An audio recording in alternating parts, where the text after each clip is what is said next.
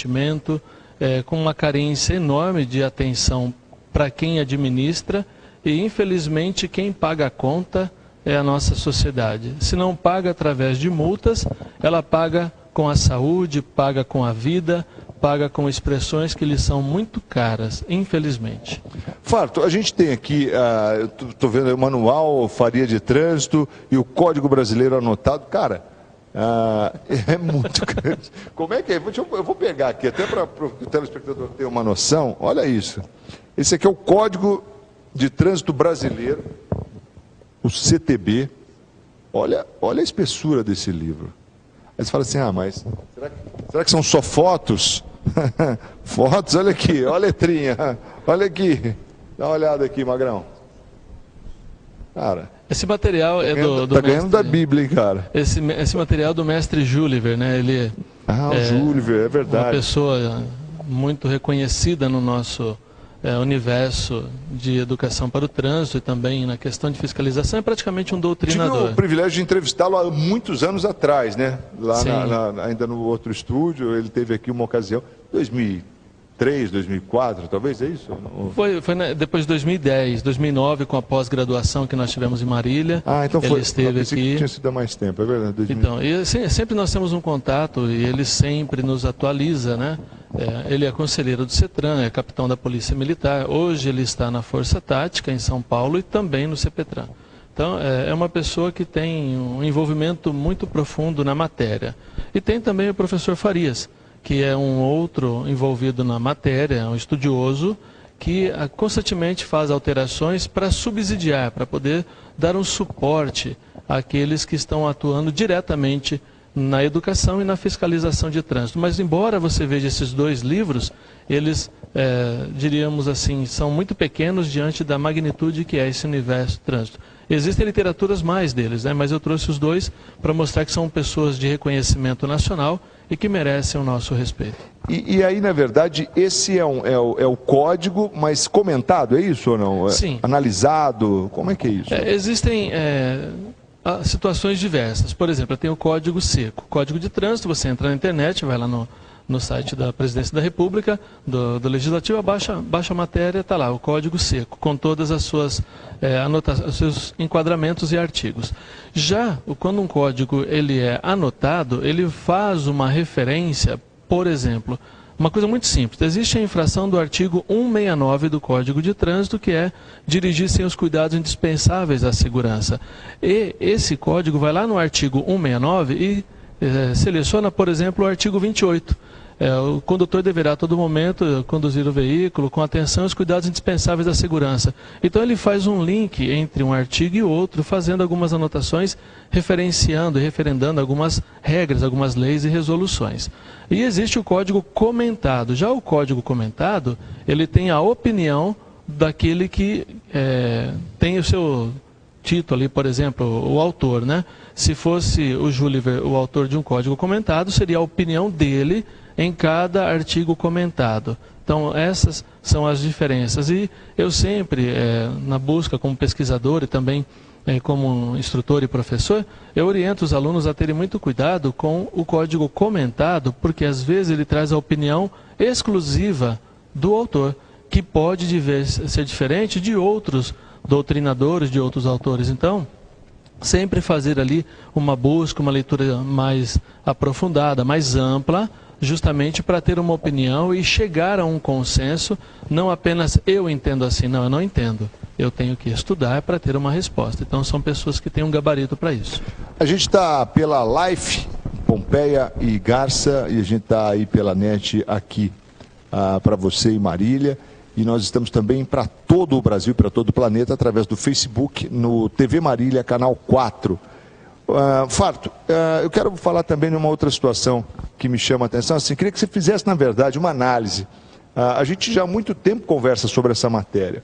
E a gente tem sempre aquela preocupação assim. Se fala muito da questão do Código de Trânsito, que é muito rico, né, eu diria.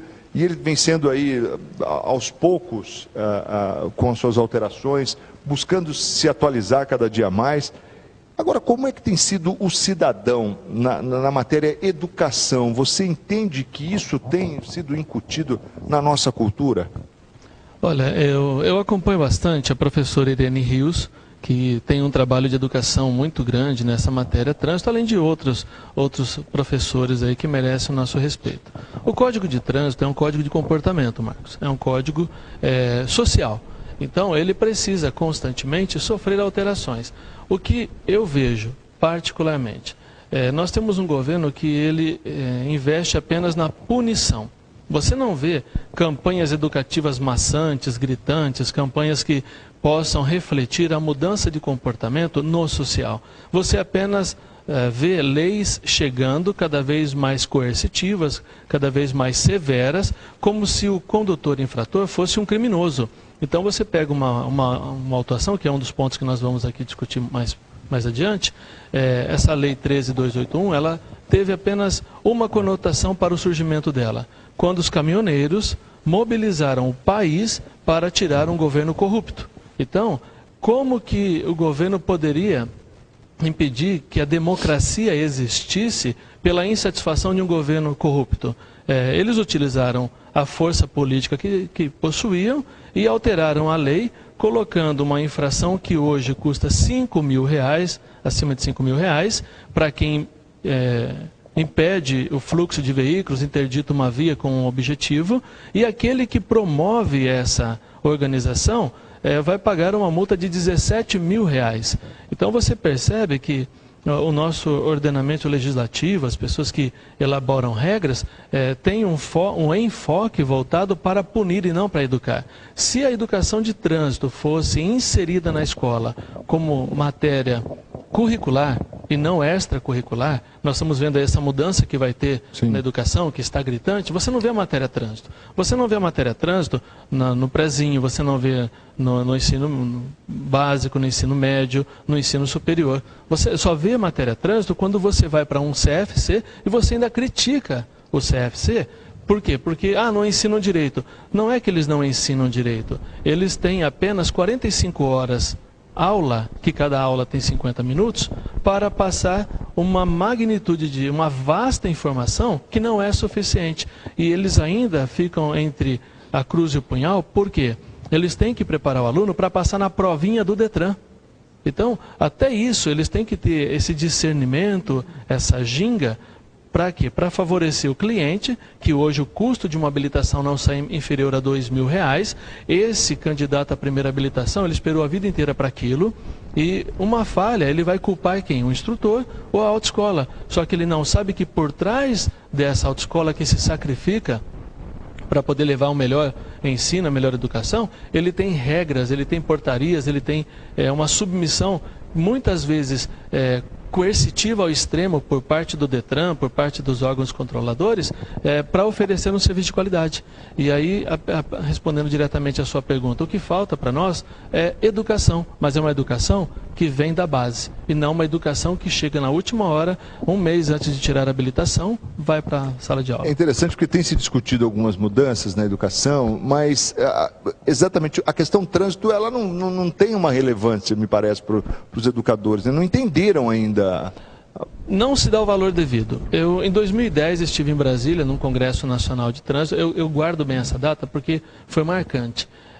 Lá, o ministro da Educação, a pessoa que administra o MEC, não sabia que existe no Código de Trânsito Brasileiro, uma lei federal, desde 1987, um capítulo que fala sobre a educação para o trânsito. Então nós temos um código aí que tem lá seus 19 anos e que até hoje não foi dada a ele a reverência que deve ser oferecida para educar nossas crianças. Então